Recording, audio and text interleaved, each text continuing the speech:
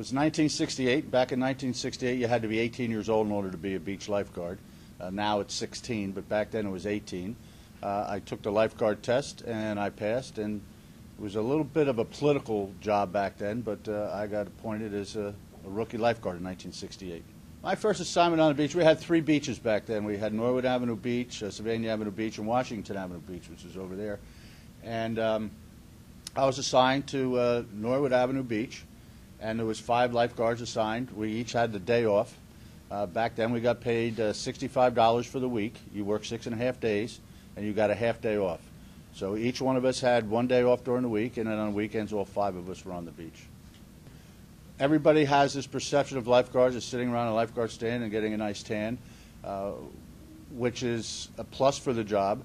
But when someone really starts getting in trouble in the water and you have to go in and rescue them, the adrenaline starts going, and you get a real rush on that, and then you hope that you're going to get there in time to rescue them. And it's an eye-opening experience from the standpoint of it's a lot more involved than what you think it was. There's a lot of training goes into it, supervision, crowd control, things like that, the first aid that you didn't think was part of lifeguarding, and all of a sudden all these things come upon you and you have to take care of them. Most of my job as a lifeguard was a lifeguard. I started as a rookie lifeguard on Norwood Avenue Beach. My 3rd year I was moved to Sylvania Avenue as beach captain, and I stayed at Sylvania Avenue Beach as the beach captain for the next 3 or 4 years. Then after that, I went out into the real world, got a job, and I would only lifeguard on certain weekends. And then in the mid-'80s, I went back to be the training officer because they were getting a lot more lifeguards. There was a lot more rules and regulations involved. And I went back to the beach and was a training officer, although I was still working full-time in the outside world, so to speak. And then in 1993, I semi-retired from the business I was in, and I went back to the beach full-time. So I was the head lifeguard down at Norwood. Norwood Avenue Beach now had expanded to include East End Avenue, Norwood Avenue, and Woodland Avenue, so we had 14 guards down there instead of 5. And I did that from 93 to 95, and in 95 they hired me as the beachfront supervisor, and I took over all operations down at the beach. And in 1998 the town hired me as the city manager, and that's what I'm doing today, beachfront supervisor and the city manager. All rescues come with some type or portion of difficulty.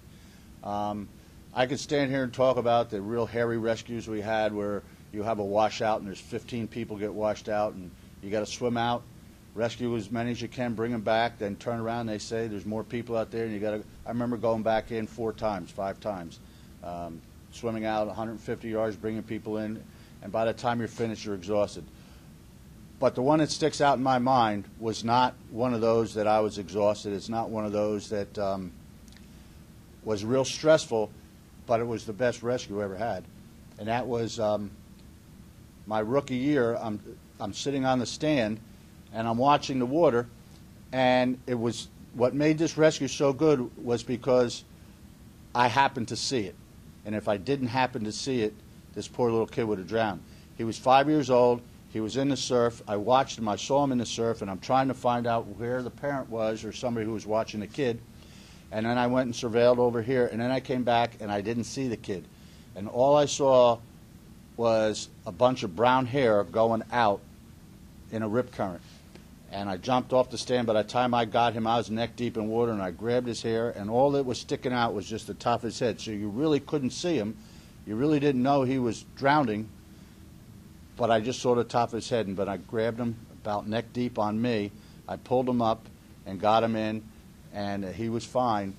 And I know the boy today, but he would not have made it if I had not seen just that little head of hair going out to sea. So that was a good one. In 1985, we went to Galveston, Texas for a tournament, and I brought my son with us. And we didn't know anything about junior lifeguards, and he participated in the junior lifeguard event. And when he came home, he said, you know, that was very, very interesting. When he became, he was on his way to become an Eagle Scout, and his Eagle Scout project was to create a junior lifeguard program for Avon by the Sea. And he started with about 30 kids, the junior lifeguard program, and now we have 120, 140 kids every summer involved in our junior lifeguard program. Well, I just want to talk about a little bit of my history with the United States Life Saving Association. I attended my first national lifeguard tournament in 1983 when it was in Long Beach, New York. Now, I had been involved on a region level and a local level, but that was my first experience on a national level, was in 1983.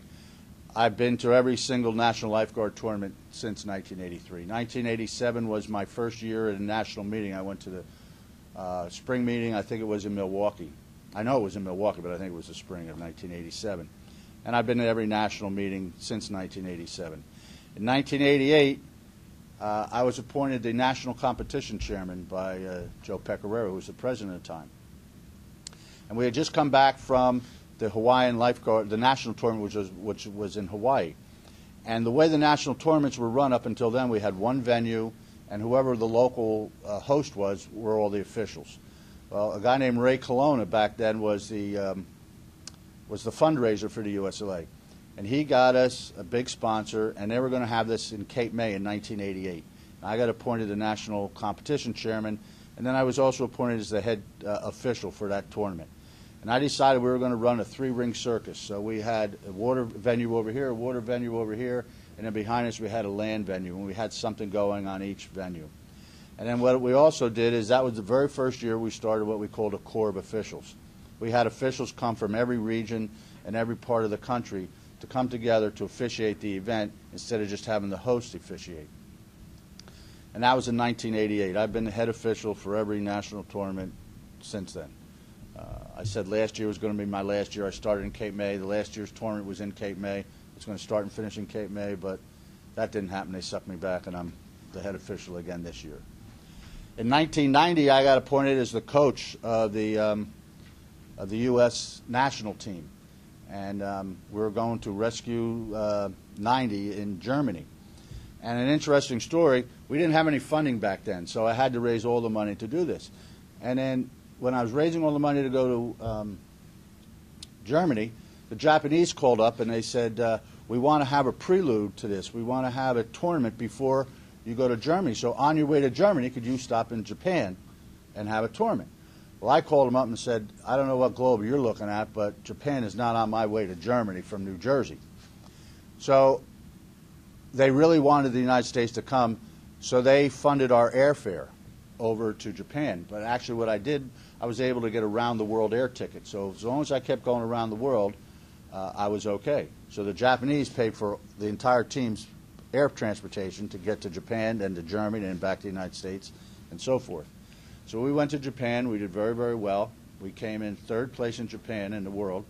Then we went on to Germany, and we lost by 13 points. It was 687 points to 670-something, whatever 13 minus that is.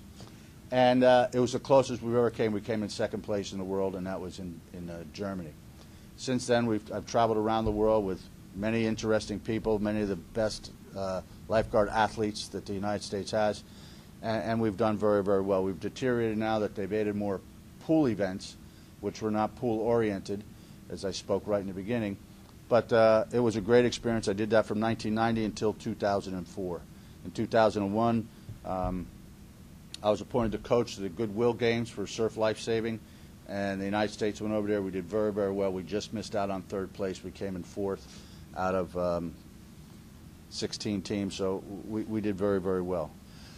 Other parts of the USLA, in 1993 when I semi-retired, the magazine was being published. We have a magazine called the American Lifeguard Magazine, and it was being published down in Long Beach Island. And they were doing a great job, but they decided they didn't want to do it anymore.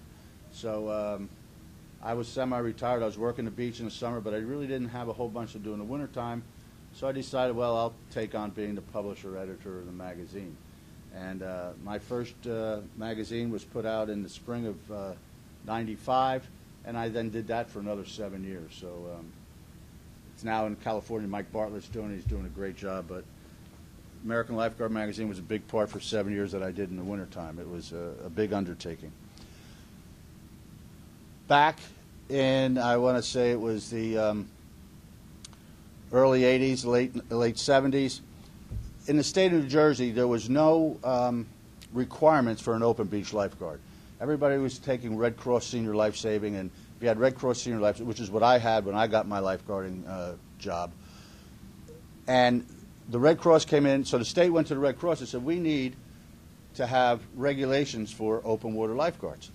And the Red Cross said, well, we don't do open water. We only do pools.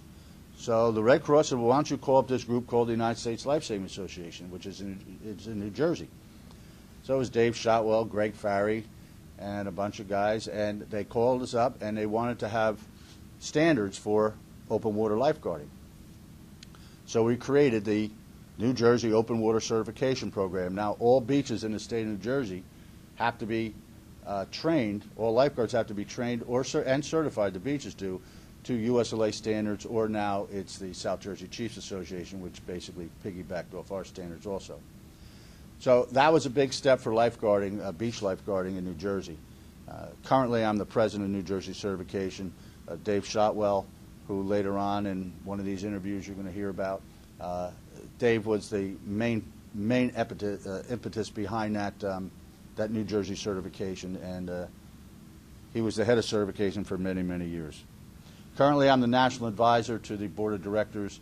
I've been that, I think, for over 8 years. I sit on the board of directors of the National Lifesaving Association, and I've been a national advisor for over 8 years. I was president of the Mid-Atlantic region going back in 1991. I was elected president of the Mid-Atlantic region, and I did that for 12 years, finishing up in 2003. So I had a very good time doing that. I had some nice battles with my friends from the West Coast over different philosophies and ways that we look at life saving. But it was all good because we've all come together and we're now going in one direction. And it's because of that bantering back and forth between East Coast and West Coast. And Bob Moore, if you're watching, that's right out to you. Here we go. Thank you very much.